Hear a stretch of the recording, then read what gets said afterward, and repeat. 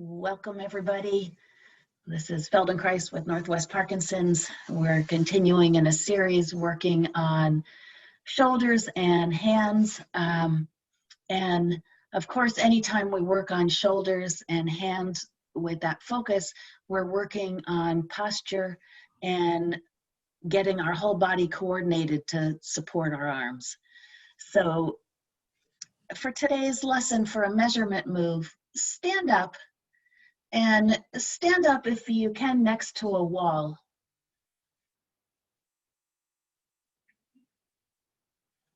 We're just going to be there for a moment. You don't need to lean on it or anything. A closed door will work. Many of us, our houses are crowded enough that the only wall we can get to is a closed door. And stand with your back to the wall. And if you're sitting, just imagine that there's a wall behind you. And notice how far is your head from the wall. Now I know you could tip it back. I see a whole bunch of you, as soon as I say that, you tip your head back. I can touch, your chin sticks way out and you go, I can touch the wall. But leaving your head in the position that you would carry on a conversation, just a normal head position for you, how far is that distance between your head and the wall? You can reach your hand up there to feel it. If you're in a chair, you can imagine it.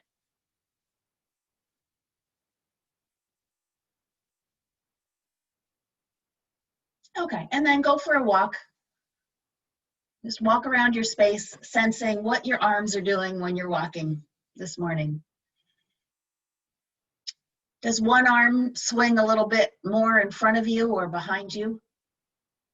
Just look for any differences in your arm swing.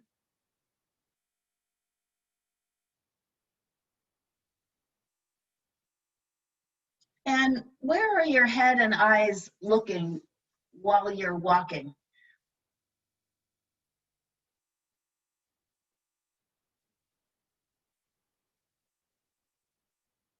I'm going to try something. So where's the screen capture? No. Okay, and then come and sit down.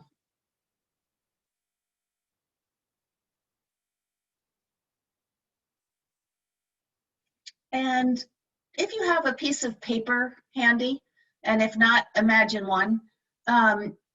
With your hand, grab an imaginary or a real pen or pencil and write your name and see what that feels like to write your name today. If you can do it with real pen and paper, it's good because you'll be able to compare afterwards.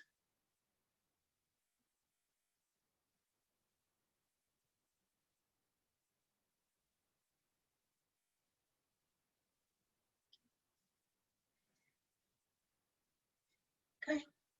And then after you've done that, just put it aside and raise one arm up to the ceiling. See what that feels like. Where do you feel a pinch or a like that's enough? How does your body know that that's far enough to lift the arm? Because if there was a light bulb up there, you might have to go a little further, but your body will say, this is what's comfortable. Just notice where that is on each arm.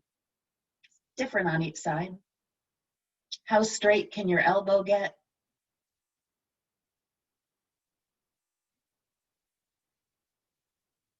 All right. So this lesson can be done sitting in a chair or lying on the ground. So if you are enjoying the lying down lessons and want to do it lying down, feel free. And if you prefer to stay sitting in a chair, that is fine too. We'll just take a moment to see if anybody wants to lie down. Lying down has the advantage that you get rid of gravity. And when you get rid of gravity, it's sometimes a little easier to learn new things. So yeah, it's a little hassle to get down there, but it's worth it. But sitting in a chair works fine too. Just if you're lying down and you can adjust your screen so I can see you, that's helpful. So just like if you have a laptop, tilt it forward. Barbara, that's great. I need to have at least a couple people I can see in each position in order to give the instructions. And if you're sitting, move back a little bit from your monitor, just so I can see a little bit more of you, but you might need to tilt it down a little still so that like I can see from your waist up would be great.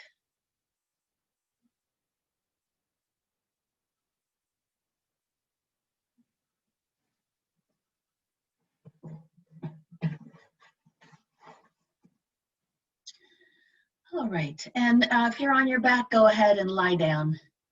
You can take your glasses off. I'll try to give enough verbal description so you don't need to see, because when you lift your head up, it's harder to see. If you're having trouble hearing, you might want to flip yourself so your head is closer to the screen. Even though you can't see it, your ears will be closer.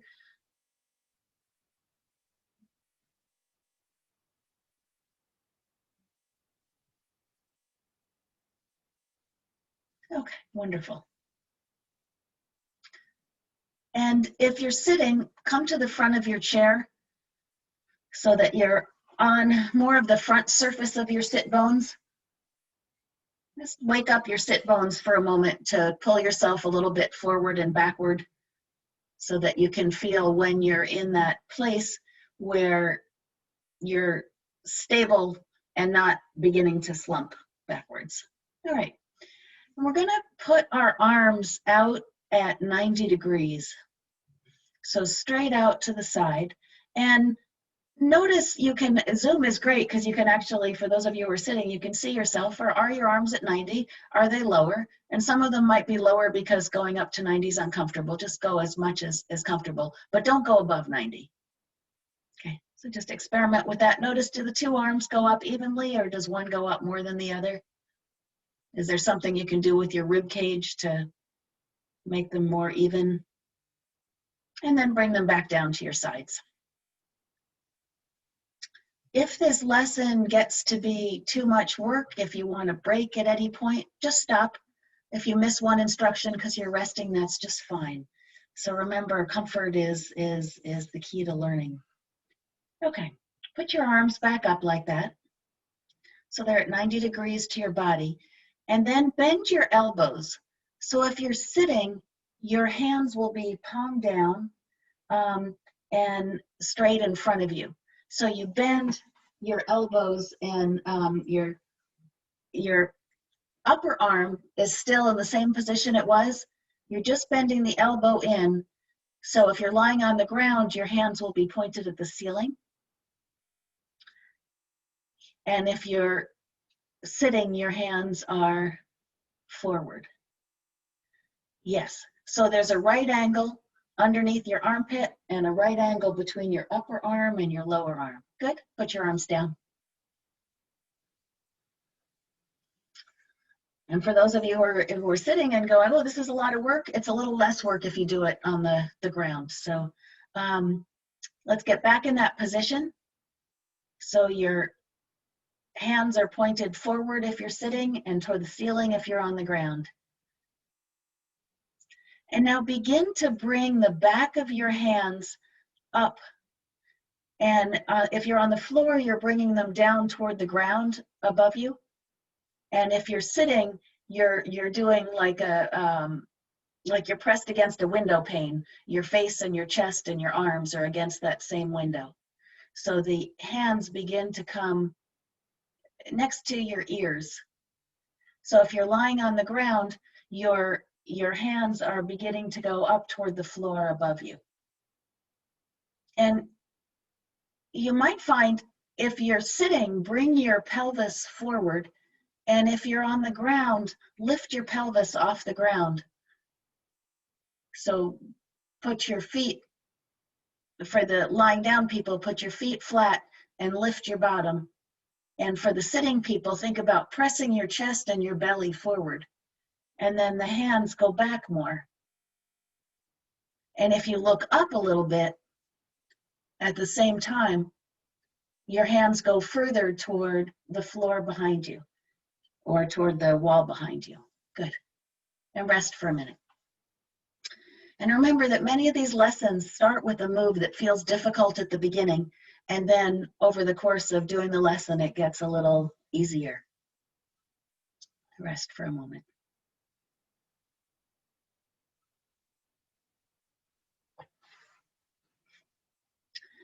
So now start in the same position. So your arms wide, your fingers facing forward if you're sitting, the ceiling if you're on the ground.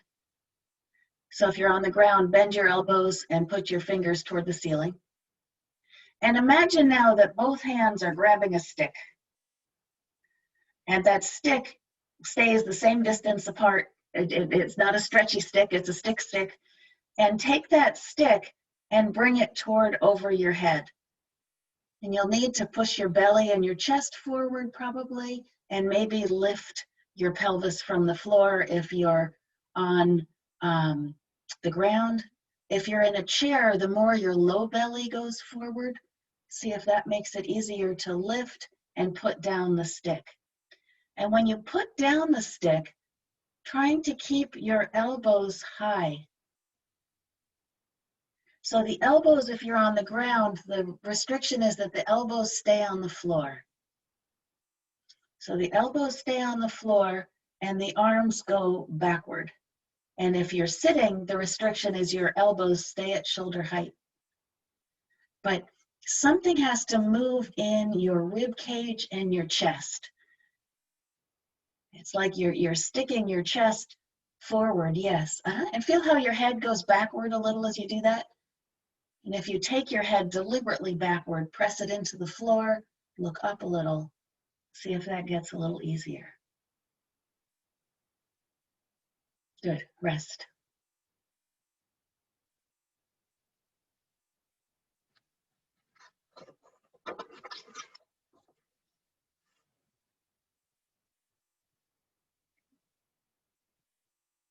All right. We're going to take our arms in that same beginning position. So 90 degrees out from the body, elbows bent at 90 degrees. So on the ground, your fingers point to the ceiling. And now begin to take your hands the other way. So if you're on the floor, your palms are coming down toward the floor. If you're sitting, your palms are coming toward behind you. And doing this with the shoulders up is an interesting challenge. You're trying to keep your shoulders high. And if you pull your belly in and roll back on your sit bones and look down, see how that gets a little easier? This is a flexion move, the whole body, the sternum dives. It's like your sternum aims for your tailbone. If you're on the floor, lifting your head makes this easier. So rest when you need to rest and then try it again.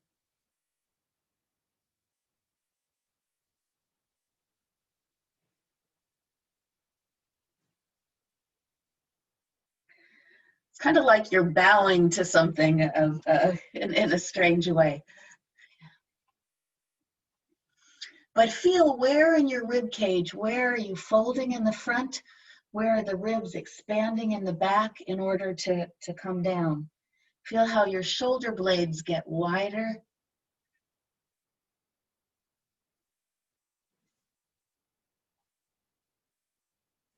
Good. Rest for a moment. Do you coordinate your breathing with that motion? You could imagine doing the motion for a moment. And imagine when your hands are going down and back, do you inhale or do you exhale? If you want to try it, try it. Get in that position, your hands are going down toward the floor if you're on the ground, toward the back behind you if you're sitting. And which way do you inhale, which way do you exhale? It's really interesting just noticing how much we coordinate our breathing with the movements.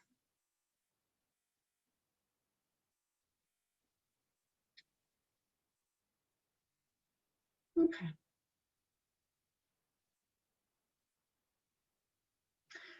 Let's try this movement one more time. So the arms are out, the hands are palm down if you're sitting, to the ceiling. If you're on the ground, your hands are up toward the ceiling. And you bring them down toward the ground or toward the behind you. And stay there and try and lift your left elbow. So for those of us who are sitting, that means take the left elbow forward. It's like, can it go forward? See if you can find it. It's a tiny little motion. It might not be visible even. And try the right elbow. Maybe that one will be easier. So the elbow comes forward a little bit without the shoulder lifting. And then rest for a moment.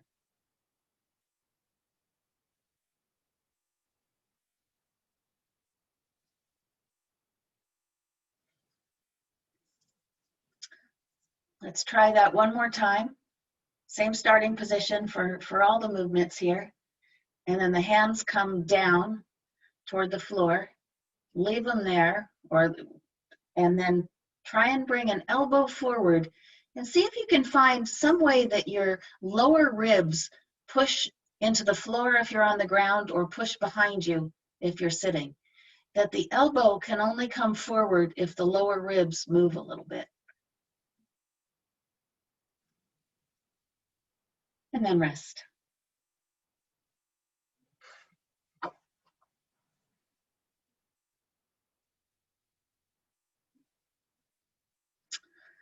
Put your hands in that same position and going the same way we've been going. So down if you're sitting, and toward the floor if you're lying. And see if it's just a little bit easier to put your hands in this position than it was. Do you need to round yourself as much as you did before? Or is it beginning to be a little bit possible to do this motion without lifting your head on the floor, without rounding yourself and sitting? Anybody here, relax for a minute, anybody here swim the butterfly when they were, any swimmers in the group? Yeah. This is some of the motions of the butterfly of swimming in this. But they're also the same motions as putting on our socks and pulling up our pants and other useful things that we do with our hands.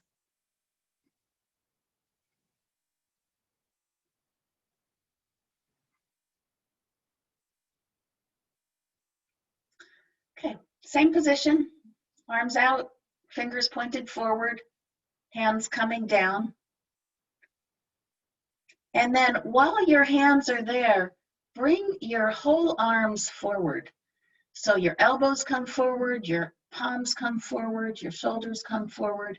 If you're on the floor, you're in this 90-degree bent position and you lift both arms off the floor a little bit. That makes sense? Okay. And then if you're on the floor or in either position, trying to do both arms moving the same amount at the same speed. Yeah, good.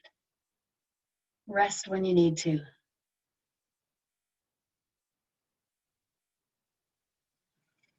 Everybody rest. Take a breath in and feel how your breath expands in your body. That idea that it starts somewhere and then it flowers and grows inside. If you close your eyes, it's easier to sense. Let's see if something is feeling just a little more fluid and flexible in your rib cage.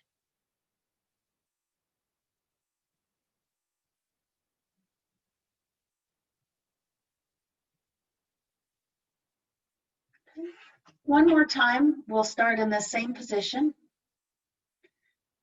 and take the arms down and just see as that motion got easier to feel what your shoulder blades are doing as you do that. When do they go up and when do they go down? And the shoulder blade can actually lead that motion.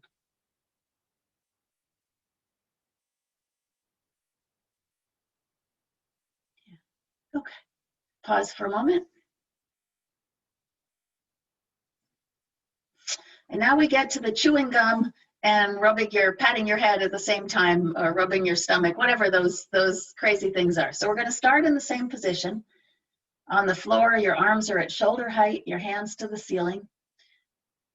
On the ground, your hands are pointed straight forward. Let your hands point straight forward if you're sitting, yeah. And now you're going to take one palm up and one palm down. Still trying to leave your arms at 90 degrees to your body. And you'll find that it's like everything starts to fall apart a little at the beginning as you try to do this. And you might find your head turning. Does your head want to turn and look at the arm that's up, or does it want to turn and look at the arm that's down?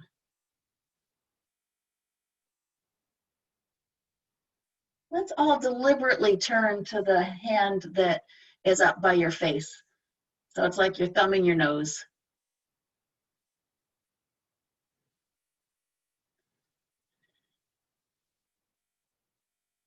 So if you're on the floor, one hand goes, so the palm goes to the floor, and one hand goes so the back of the hand goes to the floor.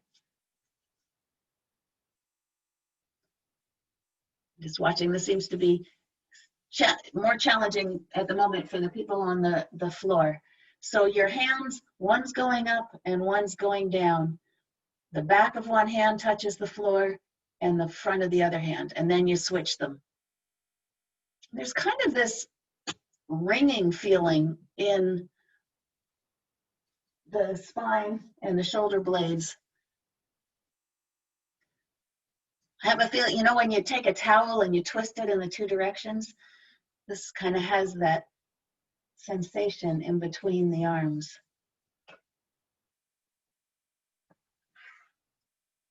Okay, rest for a moment.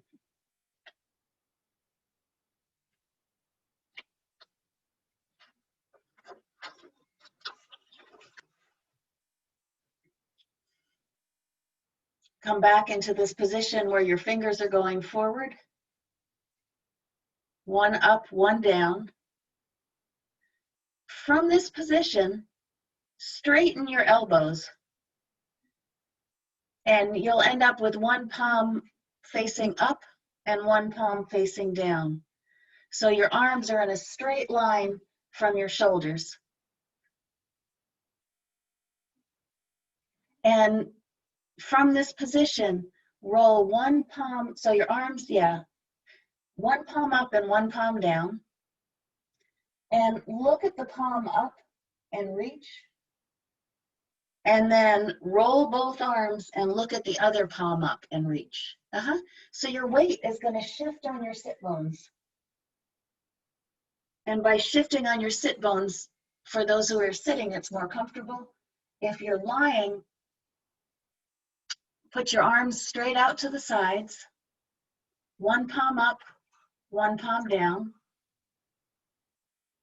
And reach with the hand that's palm up as you look at it.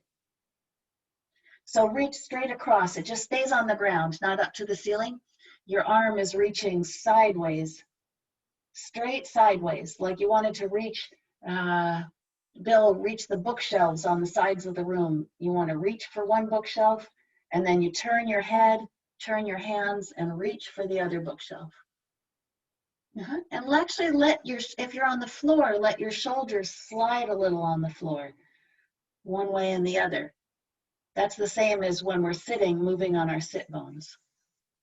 Rest. I love watching it when people rest when they need to. That's good.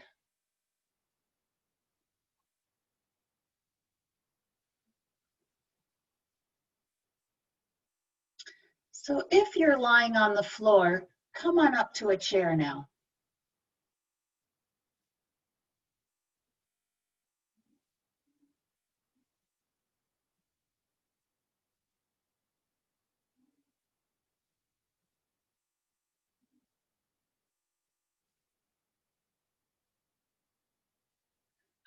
Judy, I didn't realize you were on your knees, and it was like, whoa, that chair looks so big for you. And then I realized, oh, wait a minute, she's on her knees.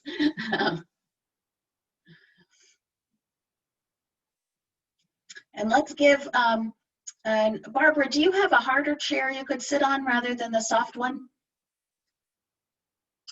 Like a kitchen chair might be good. For all these lessons, the harder our chair is and the flatter the bottom, the better it works. Sometimes office chairs have too much curve in the bottom pan. Yeah, that's perfect.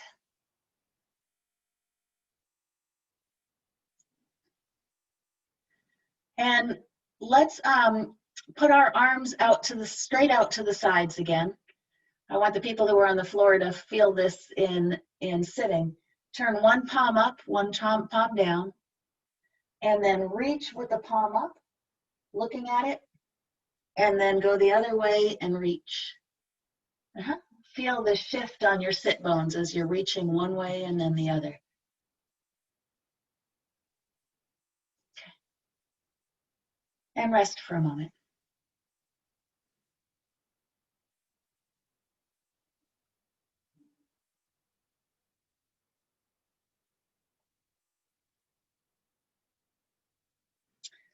Same thing, one palm up, one palm down. And this time, as you reach with your hand and you turn your head to look at it, bend your head gently down as if you wanted to look under your armpit. And this is not the easiest of movements because it's using your head independently from your shoulders. And most of the time we don't do that. So be gentle as you try to do this. It's as if you wanted to sniff that armpit and go, oops, do I need some new deodorant? And do it and undo it a few times. Feel where your neck has to lengthen, where your spine has to turn, which sit bone you have your weight on. And then rest.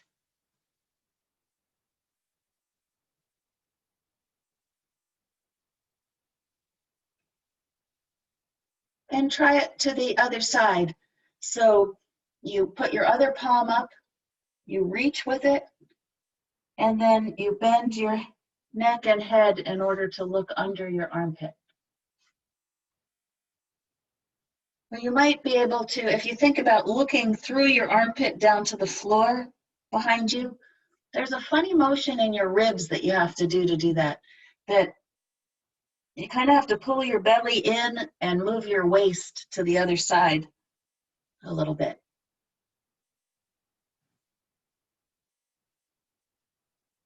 Okay, rest.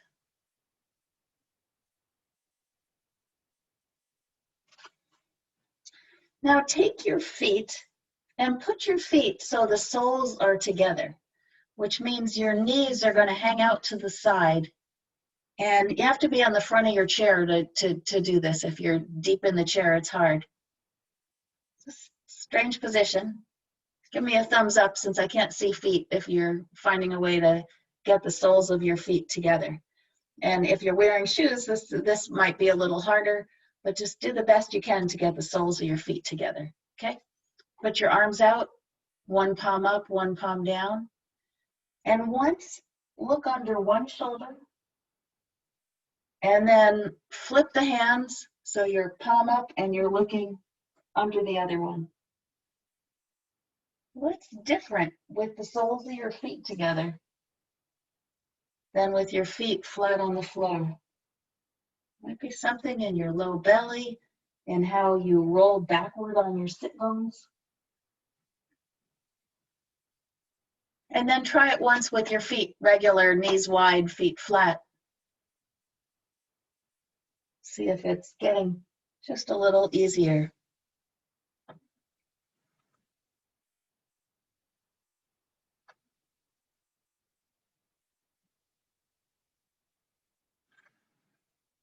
Okay, and rest.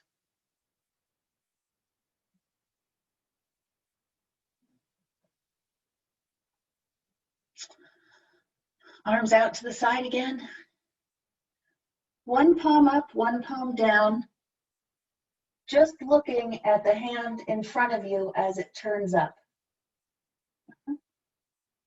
And then begin bringing your attention to the hand behind you. So you're still looking at the hand in front, but you're thinking about the hand behind turning and trying to sense how that arm and shoulder blade rotate to turn palm down behind you. Look for any foldy sensations in your ribs.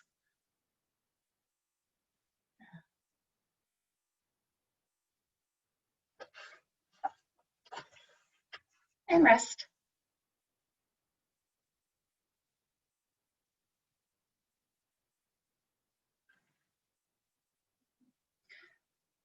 Now we're going to do the opposite. So hands out, one palm up, one palm down. And just notice, is it getting a little easier just to have your hands in this position? And now look at the hand that's palm down. And then switch the hands and look at the other hand that's palm down. Yeah. And feel how your weight shifts on your sit bones. Do you shift toward the side you're looking at or toward the palm up side?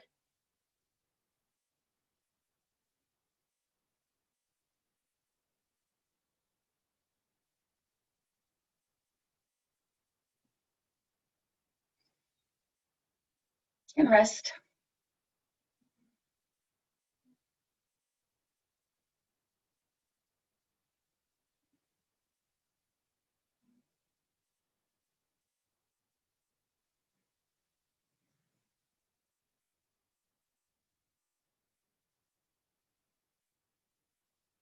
All right, if it is possible for you to cross your right ankle on top of your right knee, do that. If it's not possible, cross your, yeah. So if this isn't possible in your body, don't do it. But cross your right ankle over your left ankle. So it better if you can cross high, but if that doesn't work, cross low. And then arms out, right hand palm up, and look underneath your armpit in this position. Be gentle with yourself. This is a strange position to look under the armpit in, just under the right side. And then uncross. Cross your left foot. If you can, put your left ankle on your left knee. If not, put your left ankle in front of your right ankle. Left hand palm up, looking under.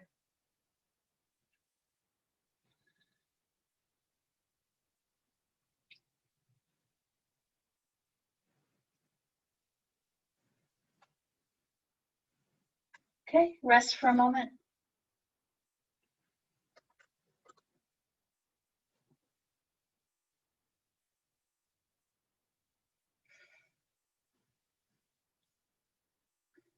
Arms out to the side.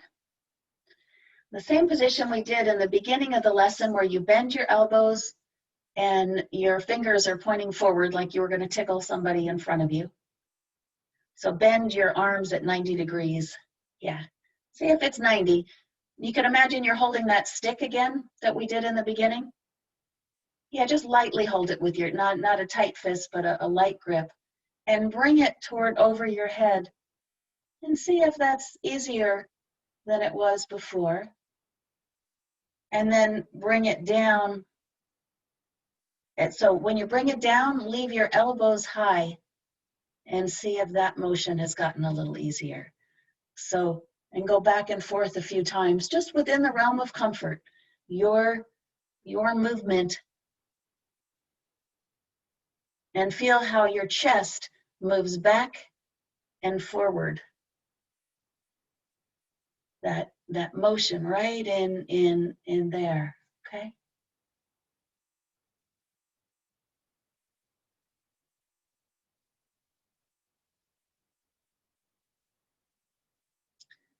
And then one hand up and one down, looking at the hand that's up.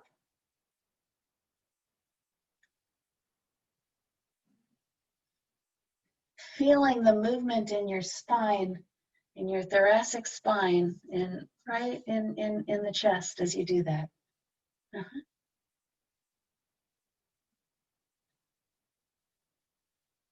See if you can make it simpler and lighter.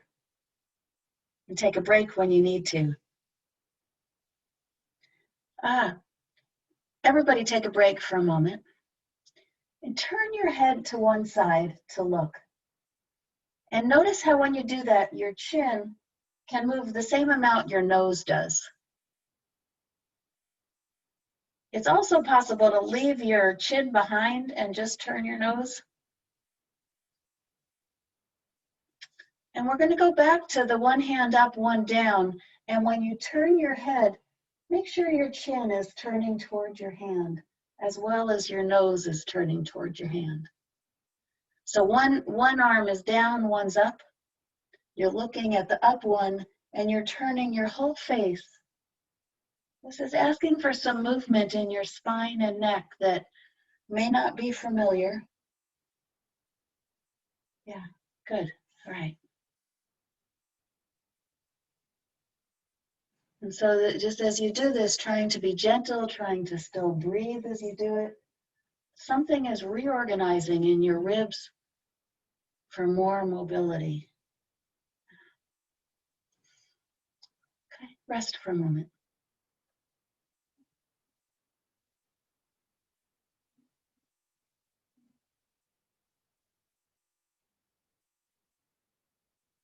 And now turn your head left and right. Just feel what it's like to move your head. See if there's a little bit more freedom to move. And if you can feel some of that movement in your chest as you turn your head. Do you have a question, Dale? Or you're just feeling things? Okay. Come on up to standing and stand against your wall again and see if something has changed in your head position.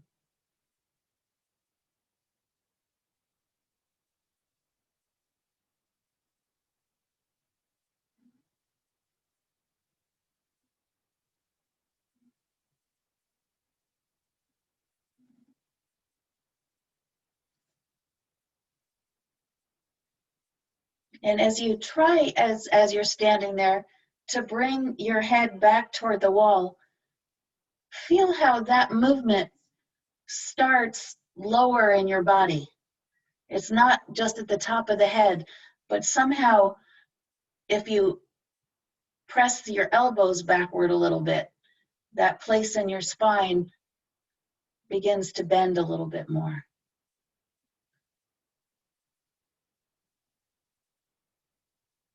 All right, and walk around a little bit and see what your arm swing is like in your walking.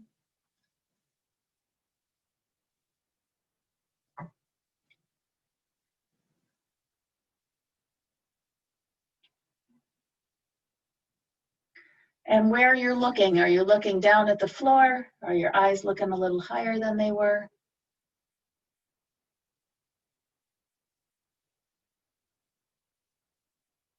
And come on back to your chair. Sit at the front of the chair. And write your name and see if there's any changes in how it feels to write.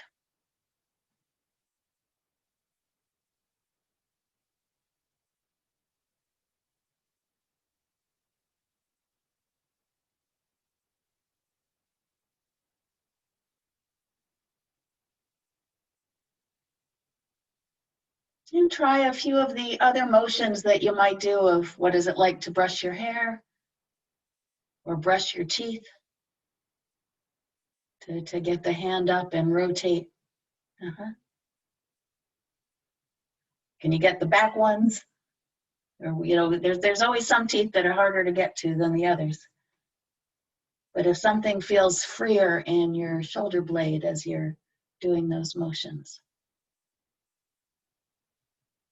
So much of the problems that we have in our hands are when we don't move the shoulder blade. So that's why all this, the request is for hands, but it's all those rotation moves come from the spine, the shoulder blade, the collarbone as you're moving. You know, to brush your hair, you've got to press your chest and your belly forward a little. If you try curling forward, everybody exaggerate the forward curl and then try to brush your hair, and it's like, you get stuck.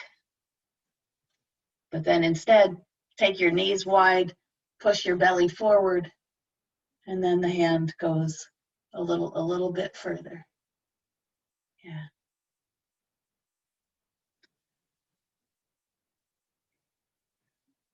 So for preserving function in the body, the more we keep this part, the ribs in there, able to fold and round and move a little sideways.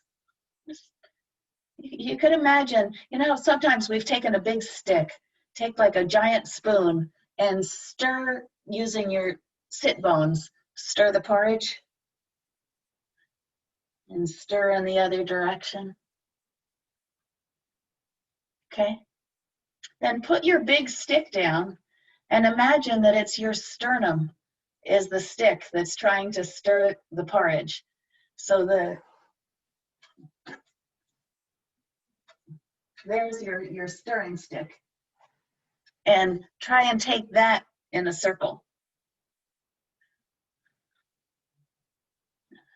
And sometimes go the other way. See, that's the area that gets the mobility for keeping your head upright in your body and having your arms free. You could put your hand out on a mouse now, on a computer mouse or an imaginary mouse, and let the movements of your sternum determine what the mouse does.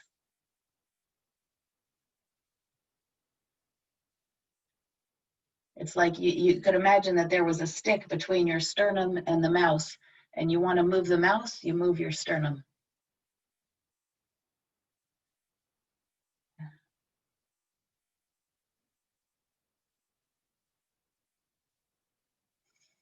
Or you put your hands on the jar to open the jar and start by pulling your sternum back and then push your sternum forward. And you can open the jar. And that allows that rotation.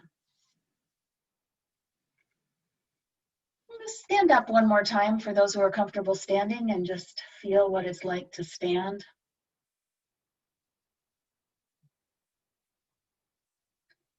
Feel if there's a little more distance between your shoulders and your ears than usual.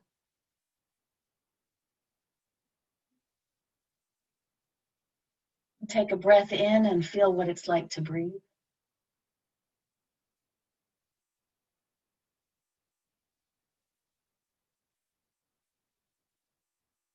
Go for just another little walk, just sensing how your feet are reaching the ground.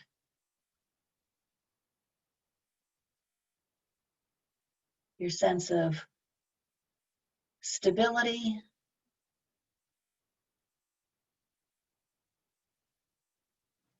And as you walk by something interesting, reach out and touch it. Can you touch it very lightly? Like just making a tiny finger touch to something in your world.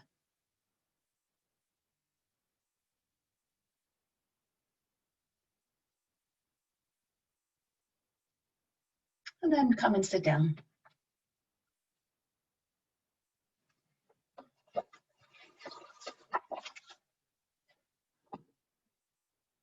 Any comments, questions, observations?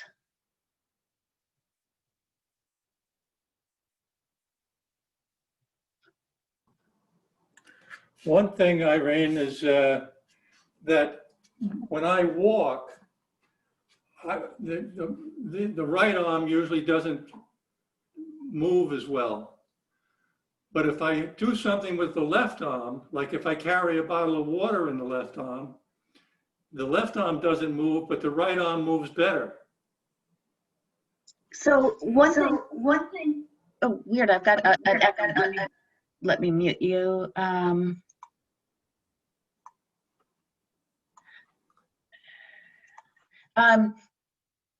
Knowing that you have that pattern, you can help your body by taking a water bottle on every walk and walking for a minute with it in one hand, walk with a minute in the other hand. It's our body needs to have some rotation in order to feel balanced.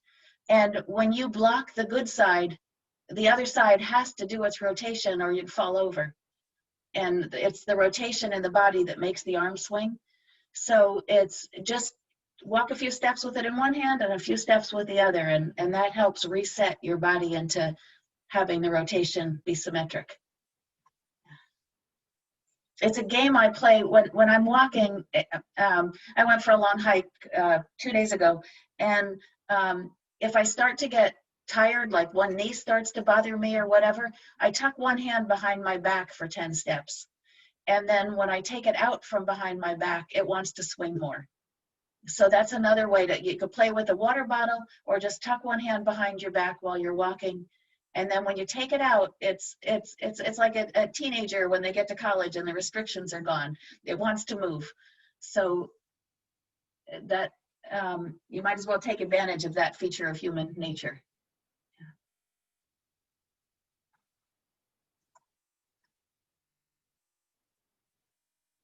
Other comments, questions?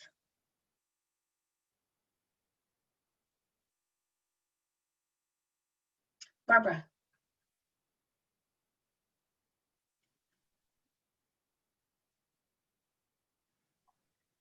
So you got to find that unmute button. There you go. Oh, whoops, I still can't hear you, Barbara. Oh, now I can. I think you just have to be close like that. Oh, okay. Normally my writing isn't small, although it can get illegible sometimes, but it was much looser and bigger. My signature was bigger. Uh-huh. Yeah. Anybody else find that with their signature? Sometimes just having the whole body participating in it. You can also try from your sit bones holding your pen and letting your sit bones write your name with your hand is attached to your sit bones. And you'll get bigger writing than if you tighten your arm and just write from your wrist, that's when it gets really small. Yeah. Danielle. I had a really bad stiff neck the last week, and it seems to have eased up after those exercises. Thank you. Yay. You're welcome. Yeah, the neck, the muscles all go down to the shoulders through the neck, and when the head and the shoulders are able to both go together and go opposite each other, the neck usually feels better. And the neck also gets sore as our heads come forward, and this lesson helps get the ribs in the middle moving so that they're doing the work instead of the neck doing the work of holding up the head. Yeah, part of that might have been from sitting at a computer for too long when I'm at work. And when you're at work and you're sitting at the computer, you want the monitor to be like the top of the monitor to be at your eye level, so you're looking down a little bit. I don't know if you wear bifocal. Do you wear glasses when you're computing at work? Mm-hmm. Especially for those with progressives, we tend to do this, and that you kind of reach forward, and that's really hard on the neck. Yeah. So you might have to play with your seat height and position of your monitor. You want everything at 90 degrees, your knees at 90 and your elbows at 90 and your wrists straight, and then the monitor at the right height. Okay. Thank you. You're welcome.